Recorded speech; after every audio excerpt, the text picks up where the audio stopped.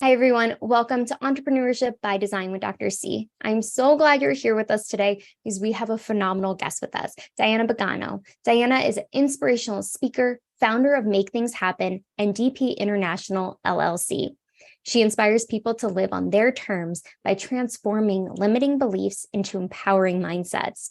She is also the Vice President of Sales and People Operations at Interpreters and Translators, Inc., a highly successful multi-million-dollar company, which has experienced 4 times the growth since she's joined. She brought a new meaning to the company's core values to what it is today and inspires her team every day to make things happen. Diana's success stems from her profound understanding of human behavior, research, and advice. She is a beacon of life, guiding individuals towards personal growth and success. Before moving to Connecticut, where she currently resides, Diana lived in Scottsdale, Arizona, where she created a successful career in real estate, exceeding $15 million in sales annually, and has taken home over 7 awards from RE/MAX International. Diana currently serves as an advisory board member for an all-women's university, Baypath. In addition, she is involved in the Board of Education in Bolton, Connecticut, where she represents and protects the interests of her community, not only as a professional business leader, but as a parent herself. She enjoys tennis and spending time with her 4 children and her husband in her free time. Thank you so much for being here today, Diana. It is such a pleasure to have you, and I would love for you to just dive into your journey, how you got here today, and then we can go a little bit deeper. Thank you. It's a pleasure to be here. Thank you for having me. So gosh, where did my journey begin? I mean, I think we all have a story. We all have a story in our past, where we were, where we are, where we're headed potentially. My journey became as a young, adult living life on survival mode. I became a single mom very young in my 20s. And it was literally that pure survival mode. And it was really my failures and even successes that I've had that became later my obsession of how we're all making things happen, but it's how you're making things happen. It's how you're applying yourself to whatever the heck it is that you want to achieve in life. For me, it was just surviving, which is something that really didn't realize it until my 30s, that it really stemmed from my childhood and the way that we were being raised on pure survival mode. As grateful as I am for the journey, it's taught me lessons that I probably would have never gone through at such a young age. Most children probably don't go through that, but everyone has a story. Everyone has a story of worse stories than mine. Even sometimes I think about it, I'm like, gosh, I feel guilty even saying that I moved 15 times before I turned 18, right? Because everybody could have it worse than me. But nonetheless, it was my experience being a family of 6 in a 2-bedroom apartment. And my brother's living in, sleeping in the living room, and I had to share a bedroom with my sister. Not the worst thing in the world. There's things happening outside of this country that is horrific.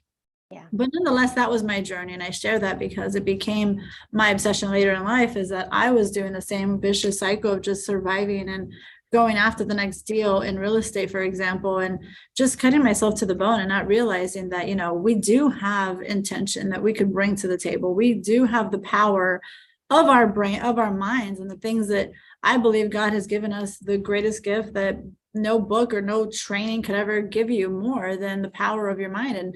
And that became my obsession. And so soon after, I got remarried, and I have 2 more beautiful children. And now I'm at the executive vice president of a multi-million-dollar company with my husband that I run a business with him. And also my Diana Pagano brand has taken off. I've had a lot of speaking engagements that I do. I have a book coming out. Fingers crossed, we're going the publishing route. So it's in the process right now. I can't tell you about the book yet. Hopefully one day it will be very soon. But that's been a process, and it's just, continuing to charge ahead on all the things that we as humans thrive on, or we pursue things that we're passionate about. That's what I always say, when you don't know what you're doing, just go out there and involve yourself in things. You've got to start somewhere, and you'll discover what you might want to do. It's funny because as I'm in this company now for over 7 years, running a business is not always easy, and you have employees and you have customers and all these things, and you have HR. And I realized in my 20s, I actually was working at the corporate office of PetSmart in Phoenix, Arizona. And I was in the human resources department for 3 years. I didn't know what the heck I wanted to do with my life. I just knew I needed to, pay my bills. And to see years later how what I learned there I'm actually had to apply it, in the business that I'm in now. So it's kind of cool. I love that. And I love how each experience really shapes of our future. And we don't even know it in that moment, but Right. okay, this was a stepping stone to what you're doing now. And just having that the versatile aspect of it and understanding there's so many factors that go into that when you're building a business and knowing HR, knowing customer satisfaction, everything that goes into play. And I'm really curious because I know you've come from, you were saying too, like 15 different homes that you lived in. You've had quite the experience too, and not diminishing that by any means, because I feel like that is what shaped you to who you are today as well. And I appreciate you sharing that. And I know you talk a lot about limiting beliefs and the mindset shifts. And what was that? What are some of the key strategies or mindset shifts that you've had to utilize to really transform your limiting beliefs into empowering mindsets and for those around you? Yeah. So honestly, it was just paying attention to the things that I was doing. I remember the good and the ugly. I remember sitting there saying, I'm going to be living in this neighborhood one day. I remember going to attempt to sign a contract for a client in real estate and saying, what if they don't buy? Mm-hmm. What if they don't want to use me as an agent? What if they go with the other agent to sell their home? Mm-hmm. So I started to pay attention that, well, it wasn't so much paying attention. I learned the power of our minds by one small book, and it didn't happen overnight, but it was The Power of Your Subconscious Mind by Joseph Murphy. And that book kind of made me realize, like, whoa, wait, what is all this? My mom taught me since I was a little kid that with God, all things are possible. But I'm like, if with God, all things are possible, why are we living in that? Why did we grow up with such, I don't want to say poverty, but it kind of was, and my version of what I felt was poverty. And when I think about what real poverty is, it's like, I till this day, I feel guilty saying that, but in reality, that was one of the biggest eye openers for me when I read the book. And I was like, wait, what? We can control our thoughts? Like, that's a thing? Mm-hmm. And I was in my mid to late 20s at that point. And I said, wow, this is crazy. And I started to play with it because I'm like, there's no way. What are we, a genie in a bottle? We just ask for what you want, think positive thoughts. All of a sudden your life changes. No, it's not that easy, mm-hmm. But it's not that hard. It's not that hard either. Right. So I started to pay attention to the things that I was doing and I started to apply myself. And like I said, it didn't happen overnight, but that's where I went from. And it wasn't like limiting beliefs at its core. The reason I was so successful and when I was successful in real estate as a single mother of two was because I was so afraid of living the life that I lived and providing my children that uncertainty that I went through. So people did see the success from the outside, but it was pure survival mode for me. And that's why I was successful. I was chasing the next deal, the next dollar, because I was so afraid to end up where I was that I ended up sometimes not knowing how I was going to pay my mortgage or my electric bill. True story. And I started to realize that that's what happened for my parents is they did the best that they could and they were struggling entrepreneurs and they had their own business. No one had to tell them to report to work at 8:00, right? They were entrepreneurs, like I said, struggling entrepreneurs. And for me, I started to apply that. I said, that's what it is. It's when you don't get a hold of your emotions, when you're having a bad day and it sucks, especially when you're an entrepreneur, when you're in sales, even if you work for a company and you're in sales, hearing a no hurts your soul. Right. Mm-hmm. But what mattered for me is not to stay in that negative rut, because we all have things that sometimes feels discouraging, things that are sometimes you're questioning yourself, you're doubting things. We're human beings, are going to happen at times. But one of the things that I learned and one of the tools I use till this day is that how much time are you spending on things that are crippling you? How much time are you spending on the things that empower you? So it is about as quick as changing the channel and saying, no, I'm not going to allow this to come into my mind. And when I started to apply this, it changed everything, because now I knew, like, hey, today I'm going to put my bulletproof to rejection on, because I know that the world might be sending you challenges, or the things may not all happen the way that Diana wants it to. And that's life. Right? Can you imagine if everybody every single time got everything they pursued? What would it take? What would that look like? And that's kind of been my thing of changing from limited beliefs to empowering mindsets is you can empower yourself. You can, it takes work, but you got to do it. It's not bad work. It just takes time.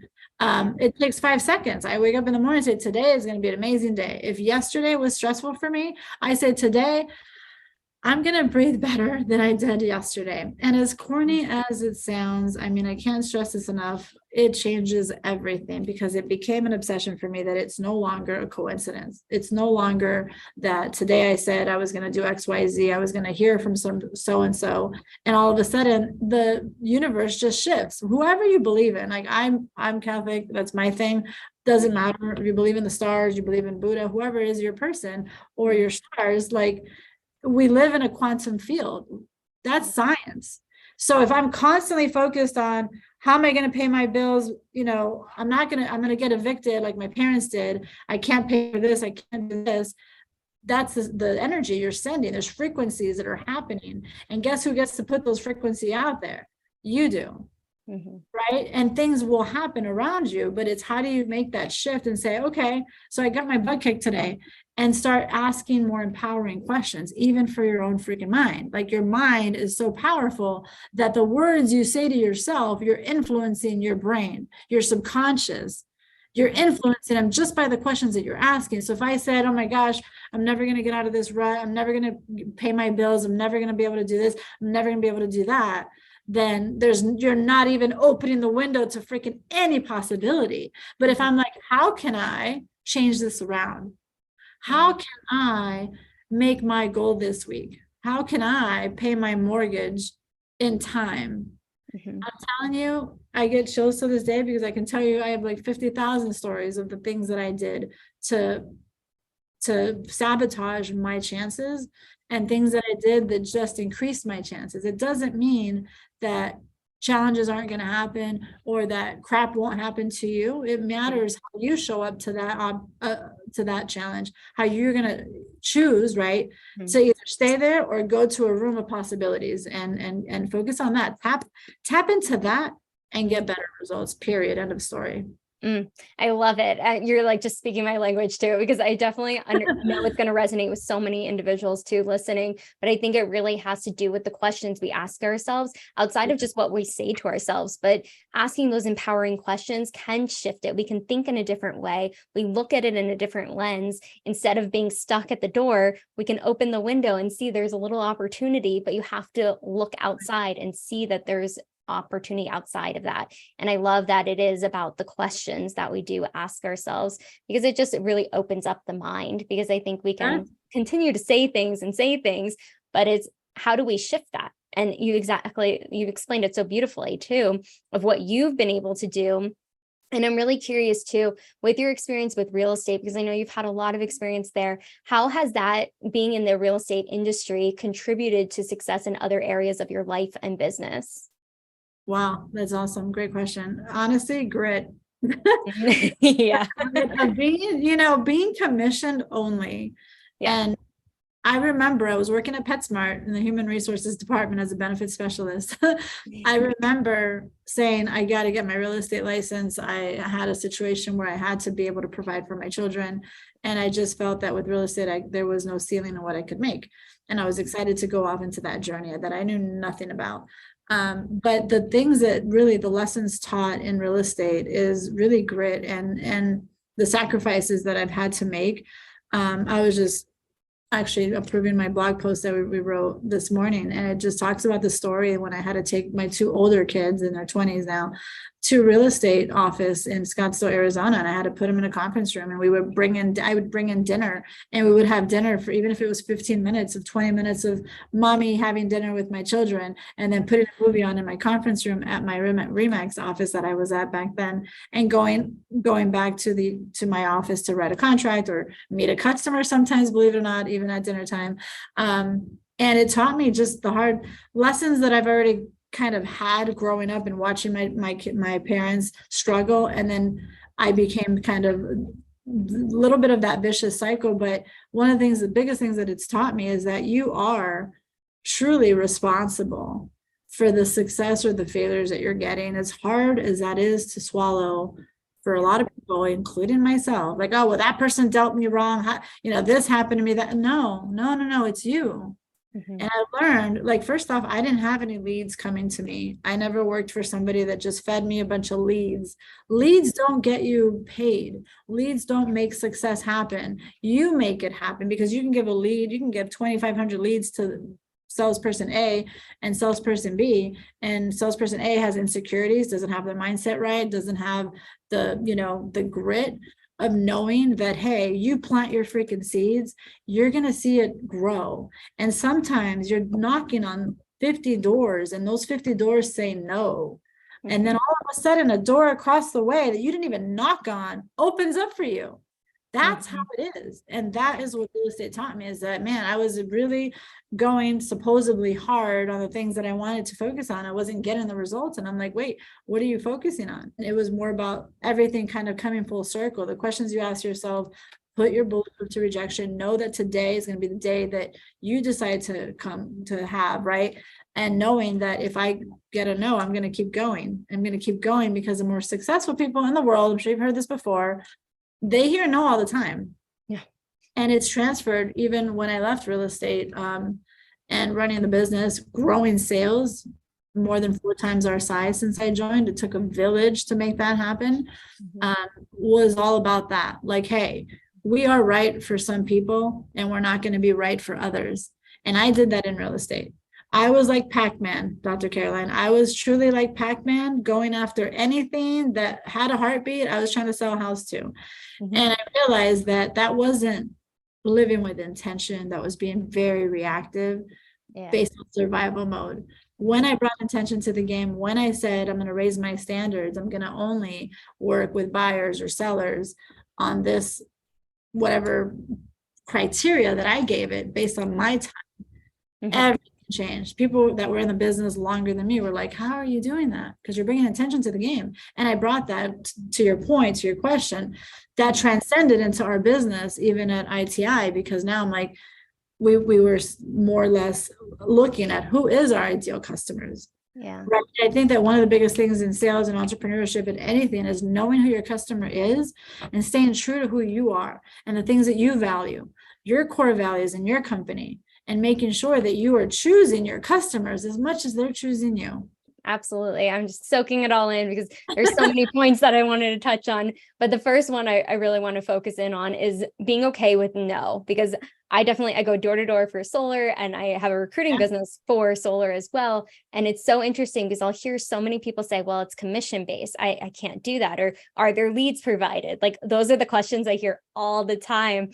And it's really interesting because it's right to your point, is people will be fed leads, but what do they do with those leads? And they're like, well, it was the other person, they didn't want it, or this or that. Like, I hear so many excuses, but it's so funny to me because at the end of the day, when it's commission based, you have so much potential. There is no cap. And I love that you mentioned that too, because I think that's part of entrepreneurship. When you are grinding in the beginning to get things off the ground. And just to kind of go to what you were saying with the company now, that Interpreters and Translators Inc., being able to grow that 4 times. When I was introducing you, I was like, oh my goodness, because that's insane. What was that process like to grow it 4 times since you being there?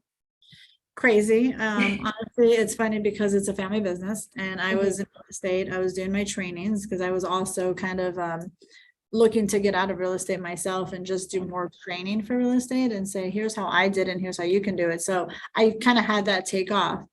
And I remember being pregnant with my 7-year-old, who is going to be 8, right before 2 months before he was born. And I told my husband, I want to go and help other businesses. And it doesn't have to be real estate. Anyone that wants to grow their business. I did a 12-day course. I created my own content. I tailored it to real estate, obviously, because that's what I know till this day with my eyes closed. And it's one of the things I'm passionate about. But sales in general, I don't care what you're selling. If I wanted to go to a car dealership and talk to the CEO and say, if you can triple your sales by this amount of time, what's that worth to you? Because I've been commission-based for so long. I don't need a check. I need you to see the results, and then I get paid. And I wanted to do that for businesses. And I shared that with my husband, and he said, do you want to do that for ITI? I said, do what for ITI? Like, come in and build a sales team from the ground up. We had like barely 10 employees, if that. Now we have over 50.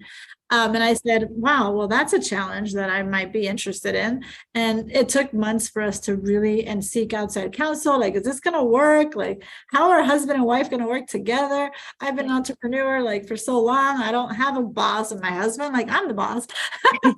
And then I started to just, it's kind of funny because I'm like, I don't even know that he can afford me. But nonetheless, fast forward, I told him I would give him 1 year.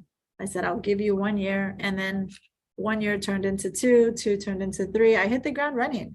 What I do best is sales. I can sell, is what my clients would tell me. Diana, you could sell ice to Eskimos. I'm like, I don't know if that's a compliment, but it's not my personality to be like, no offense to car salesmen, but car salesman-y. My son just went into the car business, so I give him a lot of tips.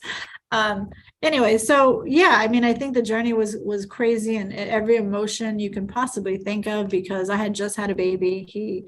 I started December 1st when he was about to be 3 months old, December 6th. And I don't know how to do real estate and this and not be full throttle on something. So I did give up selling real estate. I was focusing more on the coaching aspect of it. But when I joined ITI, it was full throttle for me. It really was. It's my personality. It's my work ethic. And I just dove right in and got so sucked in, almost like a vacuum, where it sucked you in. And I'm like, wait, 2 years later, I'm like, what's going on here? What about my dreams and my aspirations and the things that I was pursuing in my training and my coaching and turned into being a speaker? I felt like it was on a bookshelf collecting dust. And while I was enjoying the journey, enjoying the results-driven mentality that my husband and I both are very similar, with very results-driven humans, and seeing the growth, seeing people grow, seeing our customers grow and us grow with our customers has been a beautiful thing when you bridge the gap in communication. I'm Mexican American. I'm a first generation Mexican American, grew up in San Diego for all intents and purposes. I was an interpreter for my parents when I was little, and not realizing, holy cow, there's an actual industry and there's a right way to interpret. And it's not using your 11-year-old daughter to interpret when you need bladder surgery, for example. So yeah, it was crazy, but all the principles that I learned in my sales career, which stemmed way before ITI, the same principles applied. I was really big with our core values. We spoke a lot about our core values with our customers every meeting I went to. And it's been applied to the culture, and it became a make things happen culture. Like, we make things happen. We don't talk about what we can't do. We talk about what we can do. When a customer throws us something ironic, or maybe they're crazy that they want this tomorrow, we don't say no. We say, how can we make this happen? That's what the growth of any business is don't limit yourself with what you did yesterday. Think about what can you do tomorrow. And the way that we've grown is because of the needs of our customers. The things that they've threw at us, the challenges they threw at us, allowed us truly to grow, technically. I love it. And I think a lot of that has to do with just being able to be open to hearing what's wrong and being able to fix the problem, like having a solution. And I think that's what entrepreneurship is, at least for me, and what I've seen from so many other entrepreneurs, is there's a problem, here's the solution. Not, oh, I don't know if I can do that. It's more of, okay, how can we do it? How can we maneuver and make it work and make things happen, as you say? I love that. Oh yeah, I love that. Solution oriented there's always a solution to every freaking challenge. I don't care what it is. Yes, you just have to have patience, or have the willpower to get through it. Yeah. It's that grit too. It's like what gets you through tough times. It's like all of it has a plan. So what I might be going through tomorrow or today is setting me up for tomorrow, right? Yeah. Anyway, yeah. Yeah, no, it's true. I used to think that all the time when I was a therapist, just being in the room. Why I was going through something, and then a client would come in with it a few months later. I'm like, oh, okay, now I know how to handle this from my personal experience, of course, clinically too. Of course. But I think too, a lot of that has to do with just personal growth and career growth that you've had, and you've really bestowed on others as well in growing. And I know you're an advisory board member for an all women's university as well. What advice do you have for women pursuing careers and personal growth? Yeah. So the advice I have is I would say stay true to who you are. Stay true to that little fire that's there. It's there for a reason. It's speaking to you. It's your calling. It's your calling. And oftentimes as women, especially when we become mothers, and even if we're not mothers, I've seen women that are always trying to be everything to everyone. I'll eat last. I don't have to eat first. I'll take care of my family or my kids or what have you. And it's not too late if you have kids to go back to school, whether you're in your 20s and you have kids like me. It's not too late to pursue whatever it is that lights your heart on fire. When the things you're interested in and you have this feeling that's in your soul and your heart, like they're there for a reason. I truly believe that God doesn't plant these seeds in your heart to have a desire for something that isn't meant to be yours. And I truly believe what's yours, what's meant to be yours, is going to be yours. No one, nothing will get in the way. The only person you have to manage and make sure is you, is yourself. Make sure that you stay true to what you want to do in life and where you're headed. And everything's figure out, anything you can figure out, anything is doable, anything you can say, what's the path for my success? I don't have money. Well, how can you apply for grants? I don't have this. Like, how can you? Let's pretend that you did have it. What would that look like? Sometimes we're so blocked on what we don't have that we don't allow the right things to come into our lives because you're so focused on blocking it. It's like, let's pretend that you did have all these things. What would that journey look like? Knowing that sometimes you're going to want to give up. You're going to feel, sometimes you may feel, maybe not, but you may feel like giving up. You may be questioning yourself, like, should I be doing this? What am I doing? And so when you really are after something, I would say, what is that thing that is calling you? If you don't know it, you'll eventually discover it, what you're passionate about. Because when you do something that you love, that's like not work at all. That's very true. And I think too, it's just about being able to understand you got to get creative with it. We don't have everything handed to us. Some people do, but majority of us do not. And being able to get really creative with that and understanding if we want something, we can make it happen. It's just being able to not be stubborn or get in our own way and understanding there's something greater. And when things don't work out, I always think it's something better is waiting. And there's a reason why. And you look back and hindsight's 2020, but being able to realize, okay, this wasn't meant for me in this way because this is coming or this happened. And I think I've seen that so many times. And that's the beautiful thing, because a lot of times you hear entrepreneurs that have failed so many businesses or ideas that just didn't work, but then that one that they waited for and it happened. And I think it's also just the journey is so different for everybody too, but it's not giving up. Not giving up. And, oftentimes we do see, social media, I don't care if it's somebody like Oprah or Kardashian, I don't even care. You or someone that nobody knows, but they're successful and you aspire to something that they're doing, that they don't show you the sweat and tears that it might have taken them and the things that they might have almost given up. I just learned the other day, I don't know why, I was really into watching The Bodyguard the other day, and I hadn't seen that in so long. And did you know that the Bodyguard movie was rejected a couple of times? So, and it became one of the big film, it had a lot of success. I mean, there's all these stories you can see, my kids are in sports. I remind them, even though they're little, they still know who Michael Jordan is. I'm like, did you know that Michael Jordan didn't make the high school basketball team? What if he allowed his limiting beliefs to say, it's not for me, I tried, and maybe decided to do something else, right? Oftentimes, these are real stories that are happening, that have happened and will continue to happen, unfortunately, to the ones that don't take control of their mind. And knowing that it does take grit, it does take perseverance, and just knowing up front that, hey, you may not get in the first try or second or third, you just keep freaking going. Something will come out of it. Something good for you will come out of it. Yeah, no, you're absolutely right. And I love that you instill that in your boys, and you're older too as well, but being able to balance all of that and understanding it does take work. It does take perseverance and grit to really formulate what you want in life, because it doesn't just happen overnight. There is no overnight success. You don't see the 10 years prior that they've been working tirelessly behind the scenes. And I'm really curious, how do you integrate motherhood, entrepreneurship, everything that's on your plate, and speaking engagements that you do? How do you really integrate it all? Oh my goodness. I involve my kids. I have to sometimes approve content. I'm so tired of it. Sometimes I'm like, okay, I need some other, and my boys, so now, because I have 20-year-olds, 20 in their 20s, I should say, and they're no longer at home. But my two boys are, and he'll tell me, Mommy, can we see or make things happen videos? It's super cute. I'm like, and I'll look at content with them all the time, at least once a week and I'll review. And then he's like, I'm not really, I don't think that one's your best one. Like they just give me really solid advice. So how do I manage it all? I mean, I talk to them, I involve them when I work from home, which I don't do very often anymore, but when I do at times, and if they're home, I say, guys, I really need your help. And they said, what's going on? And I said, I'm interviewing somebody that needs a job.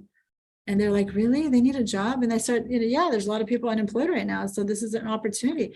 And, they're probably excited. I remember when I went for an interview. So I just tell them that I involve them because it can be crazy, especially when you are working from home, you're a working mom, or if you're away, always letting them know, especially now during summer, they're home, but they're so busy with activities and they even come to the office. They have their 2 little workstations in dad's office.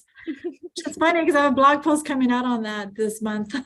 And it's about just involving them. My 2 older kids, as I mentioned earlier, watching mommy go to work, bringing them to my office for dinner and saying, hey, we got to do what we got to do. You got to show them it doesn't have to be pretty and perfect all the time. Dinner by 6 o'clock. It doesn't have to look with this white picket fence because in reality, life happens. And when they see mommy working or daddy working to provide for them, that work ethic, I don't know how else to teach it. You just got to do it and be about it. And so honestly, for me, I hate to say the word work-life balance, but you got to schedule time, believe it or not. Even if I don't schedule time with myself, it's just not going to happen. Life will happen. Everything happens. Busy with the kids' activities. Like personally, we're busy as absolutely anything. It's nice to have a weekend. We got nothing going on. And like Sunday, it was like rain all day. I was like, this is so nice. And my 9-year-old was like, Mommy, can we sit in our pajamas all day and watch movies? I'm like, yes, please. So you're going to have those moments, but just planning those times and even taking a day off during the week, like I don't often get to all the time. It depends what's going on. Is you just make it work. You go to their activities or you do golf. I don't really like to golf that much, but I know that they're getting me to do golf more. I love to play tennis, so I involve them in playing tennis. I think if they get a piece of you and they get all of you and you talk about work in a way where you're involving them on something, I think that becomes a beautiful thing because then you can involve them in whatever it is you're talking about. Of any kind, really. They're little, but whether they're big or small, I think you roll with it. Yeah, no, and I love that. And I think too, it's just being able to bring them together and have that involvement is so key because a lot of kids don't know what their parents do by any means. Like I knew what my parents did because they were in the school. So I got it. But I think a lot of kids don't because they're like, oh yeah, my mom, I don't know if you've seen on I think it's TikTok, they'll have interview kids and say, what does your mom do? Or how much do they make? Or their dad. Yeah. And it's interesting because a lot of kids don't know, but I think it's having that awareness and just bringing them in, it makes them feel connected too, I'm sure. I mean, I'm not a parent yet, but I think that connection piece of just involving and making them feel like they have that place there too. Like their opinion matters, their voice matters. And I know you use your voice a lot with speaking engagements as well. And I would love to know if you could describe a memorable speaking engagement where you significantly impacted your audience and what made it so special. Oh my goodness, what made it so special? So I actually had a speaking engagement years ago where a woman was really blocked. She was unemployed. I sometimes, when I get a chance, I will have somebody come on stage with me and I do an exercise. And she was blocked. She was so focused and fearful on what she couldn't control that she was also just worried about, paying her bills, all the things that, she couldn't control. And so she was more focused on that. And I started to ask her, what does an ideal place that you want to work at look like? And she couldn't tell me. And that's oftentimes you're stuck. Like you as a human in your brain, just like a computer, you freeze and you're just like, hello, computer, and then you have to shut it down sometimes. That's the same thing that happens to us as humans sometimes, is that we can't see a clear picture of where we're headed because we're so focused on our problems. And that's might sound so simple that you can change that around, that you can turn that around, but it's real. It's truly real because that's what was happening with her. So not only was I able to do this exercise with her, but the audience was able to see the change that happened. The next day, of course, I got her to see what she wanted and how was this playing out. We're all playing movies in our brains. So if somebody says they're scared of something, they're already having an image of what that scary thing is. So it's like you're playing a movie for yourself. It's true. It sounds a little creepy to some people, like, what is this quantum physics stuff?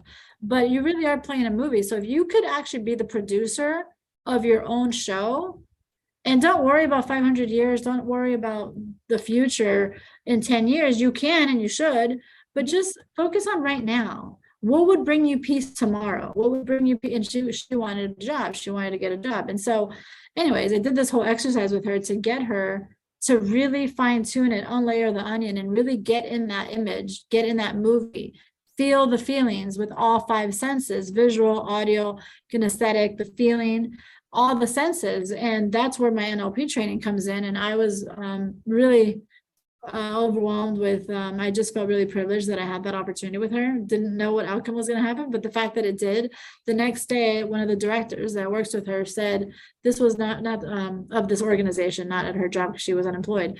She emailed me, and so did 2 other members, and said, whatever that happened there was not a coincidence. She actually went for an interview and she got hired. So I that was really rewarding, to be honest with you. I don't believe that was just a coincidence. I truly believe that it is changing sometimes your energy and the things that you're blocked. You're really blocked. There is a thing that you could really be blocked, and you just need to unblock yourself. Yes. For doing that. So I completely agree. I think a lot of times I've noticed, even in my personal life, when I've gotten my own way and then I'm able to clear the block, whether it's a healer or other things that I've like modalities that I've used, that allows me to see that shift immediately almost, or even in the next few days of just releasing this, like, I have to do it this way, or I have to go about it that way, but just allowing things to happen and having that inner peace too, I think is so key as well, because you're moving towards what you want. And exactly. That's what it's about, right? To make those things happen that you truly desire, but you're able and capable of having it all. It's just a matter of like putting in the work and not just waiting for something to happen. You can't, because it won't. Maybe some things will, but depending on what it is. Yeah, maybe play the lottery, but even then, I mean, you'll be too worried that you're going to lose the money, and then you will. True, very true. That happens all the time. It's also just like applying yourself. It's like that farmer that's planting his seeds, and it's like, oh, it's not going to rain. You keep going, because it's that energy, it's that momentum. By doing, you'll see the results. Hands down. Yeah, every time when you actually apply it. And I'm really curious, what advice do you have for aspiring entrepreneurs or people that are in the midst of starting their businesses that are looking to make a meaningful impact on their careers, in their careers, and their communities as well? I love when people put themselves out there. I mean, my hats off goes to you as well for sharing anything that you're passionate about, or that you feel inspired. Any entrepreneur that has a gift or has an obsession or a passion of any kind, whatever it is, if you want to grow tomatoes in your garage, can you believe I have somebody that grows butter lettuce in their garage, and it's amazing. It's organic. It's like, wow. Anyways, if you have a passion for growing tomatoes, whatever it is, share that. You have a gift. I truly believe sometimes it could be a sin if you don't actually share your knowledge, your wisdom, whatever ideas you have. There is a need out there. And oftentimes I've seen it myself, and I was actually one of them myself, that people are often scared to put themselves out there. What are people going to think of me? Right? Or I'm not on that level yet, or who am I? Like, you are you, and you have your own uniqueness. God didn't put you on this planet to just live mediocre lives, to be insecure and live with insecurities and sit there desiring things that you're not doing anything about. They're there for a reason. If you have a desire to impact one human or the world, it's there for a reason. And I would encourage you to follow your heart, just get started. Even our subconscious minds, like if you get one step in, it's even shown statistically, that's usually the hardest step you're going to take in your journey, is that first step towards whatever it is that you want to do in your entrepreneur journey, whether it's to impact people. The second and the third will be a little bit easier. It's that first step, is having the courage. Just get started, do however you need to do. Doesn't have to be perfect, just get started. Mm-hmm. That's what it's about. It's getting started, taking that first step. It can be very scary, but there's going to be scary steps. But once you're through it, you're like, oh, wow, that wasn't so bad. I Well, made it that's it. through. And Yeah. I know you talk a lot about grit, but what keeps you motivated, inspired on a daily basis? And what practices or habits do you have that help you to achieve the success you have achieved? Life, I mean, one day we're not going to be here. You Yeah. get one life and you get one chance, in my opinion. Mhm. I know people believe in afterlife, and that's all good. I believe in this life and making the best out of this life possible with your family, with your friends, with the strangers that you've yet to meet. It pains me so much when someone is suffering and can't get out of their own way. But as long as they want to change, it's like that person that's addicted to alcohol. Mhm. Um, they have to be willing to change. Otherwise, you can cram it down someone's throat. And if they don't want to change, then but that's what motivates me, is knowing that what are we going to do today? What are we going to get into this week? What are we going to accomplish? What are we going to achieve? Who are we going to impact? How many lives can we impact at a time? I get a speaking engagement. Sometimes we're only 50 people or 20 people. I don't like saying no, but sometimes because of my schedule, I have to. But I do think about that. I'm like, even if it's just one person in the audience of 20 people, it's worth it. It's worth it to make an impact. What motivates me every day is my kids, my family, and knowing that there's so much to still do in this lifetime. I don't care if you're 20 years old or 79 or 90, you can impact anyone. Even if you're a kid, you have the power to impact and influence the people around you. Mhm. And knowing that you have a purpose bigger than yourself, I think that's what drives me. And people that have purpose, a real purposeful living life, that's the key, I believe, in staying motivated, is knowing that you have a purpose that's bigger than yourself. Mhm. Oof, I got chills. I love that. And because I do think everyone can make an impact. If we want to, we can. We have the ability to. Doesn't matter what age, what background, anything along those lines, because at the end of the day, we're all human beings. We all have something beautiful to offer this world if we allow it. And part of just building a business and everything that you've been doing on the back end, I wanted to ask you and kind of switch gears for a minute. What are some of the tools that you've used to really help build your business on the back end? For me, it's a lot about human behavior. And a lot of what I do is basically, in HR, for example, we interview candidates. So there is a tool called DISC, and it's a profile. I know that a lot of people think, oh, it's a personality test, but no, it actually talks about your drivers, your driving forces of what it is that you value, because we all value things differently. I don't believe that you can teach somebody to do the right thing. I think life will teach you that, and those lessons will teach you that. But from a skill set perspective, if you're looking for an ideal candidate to help you run your business or whatever position you need, DISC has really helped us because it allows us to send it to candidates. They fill out a survey they take for like 30 minutes or something like that. And then and then you as an employer can put into a system all these questions. So you have to answer all these questions about the role. So it spits out an ideal candidate persona. And now the candidates that apply for this position that you've already inputted your things, the person that applies, now you can match it up against your persona that you said. No one's going to be perfect, but you could see, oh my gosh, you said that this role has to have a high customer focus. And this person rated in the 20s, way lower than the margin. Now you know that they're probably not going to be the best for customer service, but maybe they're going to be good behind the scenes doing something different. So it just depends on the role and the inputs you provide. It's awesome for building your employees, honestly. Doesn't mean you always are bulletproof to making sure like the employer works out. That has been an awesome tool for us. And then just encourage anyone to provide leadership training or support them with any kind of training, even if they're not leaders in the company. Providing the support with that, and team building is also great because you want to make sure that the culture. But as far as any back end stuff with software, I don't really handle that. IT does. Other than the DISC is a good one. It's a good tool to use. But I would focus more on like your core values. Oftentimes people start a business and they don't have a clue what their values are, whether they stand for. That's foundational. So I call it a tool because that's foundational. Make sure that that's part of your toolkit and that you do that and say, what do I or we as a company want to be known for? what is it that we want to be about, right? And it usually is like 4 to 5. And then you make sure that now when you bring people in, even if it's suppliers, even if it's not employees, that you know they're aligned with your culture that you're building. You don't start a culture overnight. You build it, you be about it, you do it.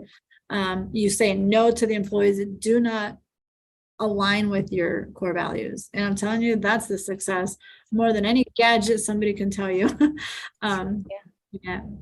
Now, I think that's a beautiful tool to use and utilize to really understand the company, what you're looking for, what the role is going to fill based off personality, based off of their skill sets, and be able to really thrive, because that's where success comes from, is when people are in their strengths and doing those things on a regular basis.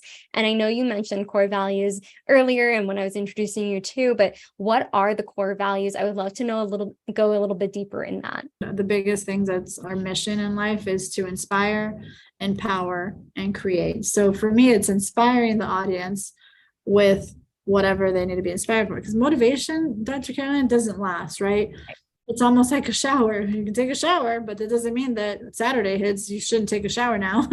I think motivating someone for me, it's easy. Like, I think anyone can be motivated if it's easy, but when you inspire somebody, that's where I believe action is where action lives.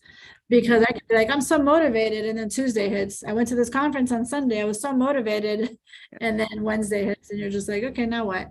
When you're inspired, usually there's action. So when I ask somebody that starts their business or goes, on some, I don't care if they climb Mount Everest, what inspired you to do that? Something inspired them to take action. So that's kind of what DP is all about, is inspire.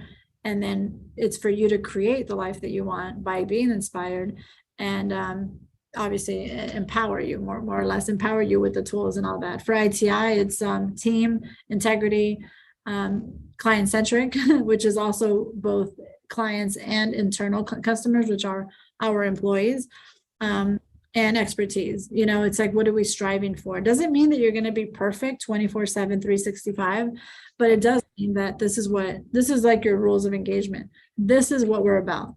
If you're not going to be aligned with this, get back on track. It happens to all of us. Mm-hmm. But when you come into these doors, this is what we exude, and this is what we strive to be and continue to be. Mm-hmm. It's not perfection. I think it's progress. Yes, it's definitely progress. And I do think anybody can be motivated, but to really inspire people is what you've done, especially with your speaking engagements, everything that you post on social media too, just really reaching audiences all over the world, but really being able to pour in from your personal stories and also helping others too. And I'm really curious, what are some of the upcoming projects or goals that you have for the next year or so that are really focused on inspiring and empowering others too? Yes, thank you. So we do have, I do have a journal coming out, hopefully by the holidays this year. It's been a real inspiration for me because it's, I started with the journals. I started with like 50 of them. I would have one in my car. I'd have it in my purse. I'd be traveling somewhere. Got to take my journal. I'd have one next to my nightstand, but they were so different. And I wrote in all of them. I had one in my office, had one in my home office. So it became so exhausting that I have all these different journals. And for me, it was just like blank pieces of paper to ensure that, I was staying consistent. And it wasn't until I had a journal that I decided to say to myself, this is my nightstand journal that doesn't have legs. It's not going to go anywhere, and this is where it's going to live. So anyways, that journal is coming out later on in the year. I do have some events coming up, but I don't have dates or what those are going to be just yet. Mm-hmm. But yeah, more to come. I do have an online course, which is actually Real Estate by Design. I did this course before I joined ITI. I created the content when I was pregnant with my 9-year-old. And then I taught the class when I was pregnant with my 7-year-old. Wow. So yeah, it's actually funny. But that's Real Estate by Design for the first time is now going to be digitized. It was a 12-day course in person where it's going to still be more or less a 7 to 10-day course. Really excited about that. And so that'll be out as well this year. So look out for that. For any entrepreneurs looking to get into real estate, this is where it's at. This is the gravy. I taught this class to agents who've been in the business longer than me. Some of them had just joined real estate, all different facets of backgrounds. Floyd Wickman and Brian Buffini have been the two big gurus in real estate training. I personally never went through their courses, but I've heard of them and I know that they've been really great resources. And I'm so blessed that when I did my real estate by design course, one of the actually about 4 of the people in my class went to Floyd Wickman 6 months prior to my class.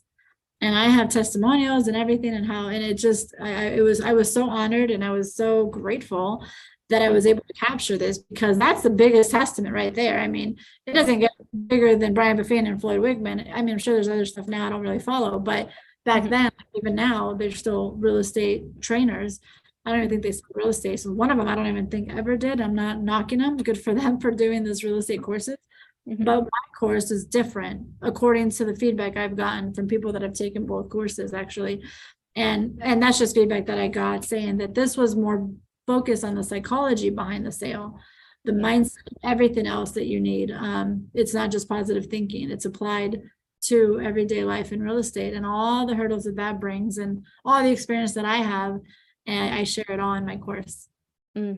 It's incredible. And I do think it's the mindset, but it's applying. Like everyone always says, knowledge is powered, but I think it's knowledge is applied as well. So it's, you have all that knowledge, but you're applying it to what you're doing. And it's not just positive thinking, it's taking the action. And again, and I'll probably say it till I'm blue in the face, making things happen, because I love that. I love your tagline. And I think it's just so important for people to realize when you put action into something, that's when you see those results. It's not by wishing, thinking, it's by doing and taking action. Even if it's not perfect the first time, it's never going to be perfect. Like we've been talking about, it is that progress and continuing on. But I've been so enjoying this conversation, Diana. But where can people find you, use your services, everything that you have, even hire you for speaking engagements? We'll link everything below, but if you could let us know too. Sure. You can go to dianapagano.com. You can go to the website, goes to events page, or even our social media, Facebook and LinkedIn as well, is all on my website, dianapagano.com. You can find me anywhere there. So, and then also the podcast will be launched later on this year. So that's going to be exciting as well to promote. Yes, absolutely. Well, I'm so excited for everything that you have coming up, everything you've done. It's been such a pleasure having you on, sharing your beautiful energy with us and all the ups and downs and everything in between of how you went from real estate to now running companies, building companies, or quadruple the size. I was like, wait a minute, what number? But I love everything that you're about, and you're inspiring so many individuals every single day. But thank you so much for coming on and just sharing your energy with us today. Thank you, Dr. Ken. It really has been an honor. Thank you for reaching out and inviting me over to your podcast. This is awesome. I've enjoyed talking to you as well. And thank you for all you do. You're putting it all out there and also making an impact and influencing others. And that's a beautiful thing. I think people like you, we need more of, because there's not enough people that are doing it. And so thank you as well. Thank you. Receiving that. Make sure to like, subscribe, comment below. What was the biggest takeaway from Diana today? I'm sure she would love to see that comment, and we'll see you on the next episode.